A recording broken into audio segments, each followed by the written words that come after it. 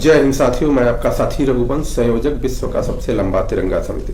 मित्रों, आज श्री रामचरितमानस अक्षरशः कथा ज्ञान यज्ञ के अगले दिवस में पृष्ठ संख्या 78 और दोहा संख्या 73 से आगे बढ़ेंगे। और आज हम ये जानने का प्रयास करेंगे कि चाहे कोई देवता हो, चाहे कोई देवी हो, चाहे किसी भी प्रकार के लौकिक परलौकिक इस लोक उस लोक कहीं भी कोई भी अगर है तो उसको तप करना ही पड़ता है और तप के माध्यम से ही उसको मनोवांछित फल मिलता है। रही बात यह कि किस प्रकार का वह व्यक्तित्व है और किस प्रकार की उसकी आकांक्षाएं हैं। जिस प्रकार की आकांक्षा होगी उस प्रकार का उनको तप, उस लेवल का तप उनको करना ही पड़ेगा। पिछले दिवस में हमने देखा कि किस प्रकार से माता पार्वती जी को नारद जी समझा करके गए, उनकी माता पिता को समझाए। माता पिता ने माता पार्वती जी से बात किया और पार्वती जी अब निकल लिए तप करने के लिए। और वेदशिरा ऋषि, वेदशिरा मुनि थे, वो आ करके पार्वती जी की महिमा को उनके सुनाते हैं और सारा पार्वती जी की महिमा उनके माता पिता को सुनाते हैं और सारा उनका शंका का समाधान होता है। अब आगे देखिए किस प्रकार से कितने दिनों तक माता ने तप किया और कौन सा नामकरण इसी तप के बाद उनका प्रारंभ हुआ। तो आगे लिखते हैं गोस्वामी जी, उर्धरि उमा प्राणपति चरना, जाय विपिन लागे तप करना, अति सुकुमार न तनु जप तप जोगु, पति पद सुमिर तजऊ सब भोगु। प्राणपति के चरणों के हृदय में धारण करके पार्वती जी मन में जाकर के वन में जाकर के और तप करने लगी। पार्वती जी का अत्यंत सुकुमार शरीर तप के योग्य नहीं था, तो भी पति के चरणों का स्मरण करके उन्होंने सब भोगों का त्याग कर दिया और सारे भोगों का त्याग करके और कठोर तपस्या करने लगी, घोर तपस्या करने लगी। नित नव चरण उपज अनुरागा, विसरी देह तपहि मनु लागा। जब किसी भी चीज की प्राप्ति के लिए अगर आप तप करते हैं तो नए नए जब आपके मन में उस वस्तु के लिए, उस व्यक्ति के लिए अगर प्रेम प्रकट होता है तो समझिए तप को आपको सफल हो रहा है और तभी जाकर के तप आपका पूर्ण होगा। वही कह रहे हैं कि स्वामी के चरणों में नित्य नया अनुराग माता पार्वती जी का हो गया और होने लगा। और उसके बाद तप में ऐसा मन लगा कि शरीर की सुध बुध खो बैठे। संबत सहस मूल फल खाए, सागु खाई सत बरस बिताए।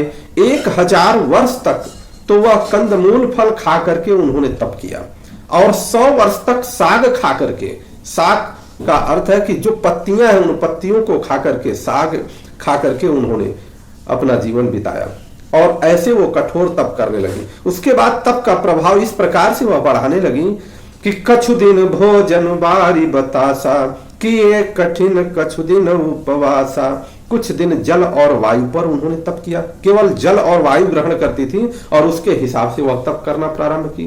और कछु दिन भोजन बारी बतासा, किए कठिन कछु दिन उपवासा। और कुछ दिन तक वह उपवास पर रह गई। बेल पाती मही परई सुखाई, अतीन सहस संबत सोई खाई। बेल पत्र जो सूख करके पृथ्वी पर गिर जाते थे, उन सूखे हुए पत्रों को 3000 वर्ष तक वो खा करके तपस्या किया उन्होंने। केवल वह बेलपत्र खाती थी, सूखे हुए बेलपत्र खा करके रहती थी। बेलपत्र शंकर जी को क्यों प्रिय है ये भी आप समझ सकते हैं। यहाँ से एक आशय मिलता है कि शंकर जी को बेलपत्र क्यों प्रिय है, क्योंकि माता पार्वती जी उसी बेलपत्र, सूखे बेलपत्र को खा करके 3000 वर्ष तक उन्होंने तप किया था। पुनि परि हरे सुखाने उपरना, उमई नाम तब भयऊ अपरना। और फिर वह सूखे पत्ते भी उन्होंने त्याग दिया और जो सूखा पत्ता त्याग दिया उसके बाद उनका नाम अपरना पड़ा। देखी उमहि तप खीन शरीरा, ब्रह्म गिरा भय गगन गंभीरा। तप से उमा जी का शरीर क्षीण हो गया और ऐसा क्षीण देख करके ब्रह्मवाणी हुई, आकाशवाणी हुई। आकाशवाणी हुई तो उसमें क्या हुआ कि भयऊ मनोरथ सुफल तव, सुनु गिरिराज कुमारी। परिहरु दुसह कलेश सब, अब मिली हई त्रिपुरारी। हे पर्वतराज की कुमारी सुन, तेरा मनोरथ सफल हुआ तो अब सारे क्लेशों को छोड़ करके अब शिव तुमको मिलेंगे। छोड़ करके क्या करना अभी आगे बताएंगे आकाशवाणी में। और शिव जी मिलेंगे, पहला तो उस आकाशवाणी में उन्होंने स्पष्ट कर दिया और फिर वो कह रहे हैं कि अस तप काहुन कीन भवानी, भय अनेक धीर मुनि ज्ञानी। बहुत सारे धीर मुनि ज्ञानी हुए, लेकिन ऐसा तप किसी ने नहीं किया। तो ऐसा तप किसी ने नहीं किया तो फिर भोलेनाथ जी का संगत भी सबको नहीं मिला, केवल माता पार्वती जी को मिला, क्योंकि माता पार्वती जी ने ही वह मूल्य अदा किया भोलेनाथ जी के संग पाने के लिए। और भोलेनाथ जी का संग तभी मिलेगा जब उस प्रकार का तप होगा। अबौर धरऊ ब्रह्म वरवानी, सत्य सदा संतत सुचि जानी। अब कहते हैं कि हे भवानी सुनिए, अपने हृदय में यहीं पर भवानी, आकाशवाणी से उनका नाम भवानी के रूप में प्रकट हुआ। यह भी एक समझने की बात है कि पहली बार ऐसा है कि भवानी के रूप में आकाशवाणी से उनका नामकरण हुआ, अपर्णा यहाँ से उनका नामकरण हुआ। और वहां से अब यह कह रहे हैं कि अब आप ध्यान लगा करके मेरी बात सुनिए कि इस श्रेष्ठ ब्रह्म की वाणी को सदा सत्य और निरंतर पवित्र जानकर अपने हृदय में धारण करिए। क्या कह रहे हैं कि आवे पिता बुलावन जब ही, हठ परिहरि घर जाए तब ही। जब आपके पिताजी आपको बुलाने के लिए आएंगे तो हठ छोड़ करके उस घर चले जाइएगा, क्योंकि आपकी तपस्या आप सफल हो गई है और अब शिव जी आपको मिलेंगे, इसकी गारंटी है। मिलहि तुम्हें जब सप्त ऋषि सा, जाने हूं तब प्रमाण बागी सा। जब तुम्हें सप्त ऋषि मिले तब इस वाणी को ठीक समझना, जान लेना कि अब हमारी वाणी जो आकाशवाणी हो रही है वो सत्य है। सुनत गिरा विधि गगन बखानी, पुलक गात गिरिजा हरसानी। आकाश से कही हुई यह वाणी जब माता पार्वती जी ने सुना तो एकदम प्रसन्न चित्त हो गई, प्रसन्न हो गया, उनका पूरा शरीर पुलकित हो गया। उमा चरित सुंदर मैं गावा, सुनहु शंभु कर चरित सुहावा। याज्ञवल्क्य जी भरद्वाज जी से कह रहे हैं कि मैंने पार्वती जी का सुंदर चरित्र सुनाया, अब शिव जी का चरित्र सुनो। अभी तो ये पार्वती जी का चरित्र सुनाया, अब शिव जी की चरित्र सुनो।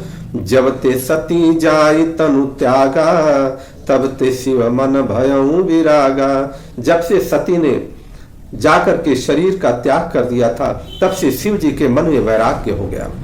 और वैराग्य हो गया तो क्या, जप ही सदा रघुनायक नामा, जहाँ तहाँ सुनहि राम गुण ग्रामा। वह हमेशा केवल, वैसे भी शिव जी केवल रघुनायक जी का नाम ही जपते थे, लेकिन अब प्रभावी ढंग से रघुनायक जी का नाम, रघुनाथ जी का वह जपते थे और जहां तहां जाकर के श्री राम जी की कथा, श्री रघुनाथ जी की कथा सुनते थे। चिदानंद सुख धाम शिवा, विगत मोह मद काम, अबिचरहि महि धरि हृदय धरि, सकल लोक अभिराम।